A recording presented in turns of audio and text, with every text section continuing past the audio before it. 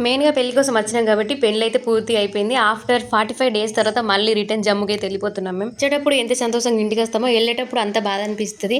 ఎందుకంటే మేము వెళ్ళినప్పటి నుండి ఇంటికి ఎప్పుడు వెళ్తామని క్యాలెండర్ చెక్ చేసుకుంటూనే ఉంటాం. ఈసారి ట్రైన్‌లో మస్తు రష్ ఉంది. ఎందుకంటే అమర్నాథ్ యాత్ర స్టార్ట్ అయిపోయింది కదా! మన సైడ్ వాళ్ళు అమర్నాథ్ యాత్రకి జమ్మూ కాశ్మీర్ చాలా మంది వెళ్తున్నారు. 71, 72 ఉండాల్సిన దాంట్లో 100 మందికి ఎక్కువ ఉన్నారు. ఎవరైనా డిఫెన్స్ వాళ్ళు చుట్టుకెళ్ళాలి అని అనుకుంటే ఈ అండమాన్‌లో మాత్రం అసలు ఇంటికి వెళ్ళకండి. ఎందుకంటే డిఫెన్స్‌కి అందులో సీట్స్ అస్సలు మేము ఇంటికి వెళ్ళేటప్పుడు ఇదే ట్రైన్, మళ్ళీ రిటర్న్ వచ్చేటప్పుడు కూడా ఇదే ట్రైన్. వెళ్ళేటప్పుడు ఏ సిచ్యువేషన్ అయితే ఉందో వచ్చేటప్పుడు కూడా సేమ్ సిచ్యువేషన్, ఇంకా దారుణం అంతకన్నా. సిచ్యువేషన్ మాకనే కాదు ప్రతి ఒక్క డిఫెన్స్ వాళ్ళకి ఆర్ఏసీ వచ్చింది, లేదు అని అంటే వెయిటింగ్ వచ్చింది. ఇప్పుడు అర్థమైంది డిఫెన్స్ వాళ్ళు బాత్రూమ్ దగ్గర ఎందుకు పడుకొని వస్తారో. మనకు టికెట్స్ ఓపెన్ అయిన తర్వాత నెక్స్ట్ డే మనం టికెట్స్ చేసుకున్నా కూడా అవి మనకి కన్ఫర్మ్ కాదు.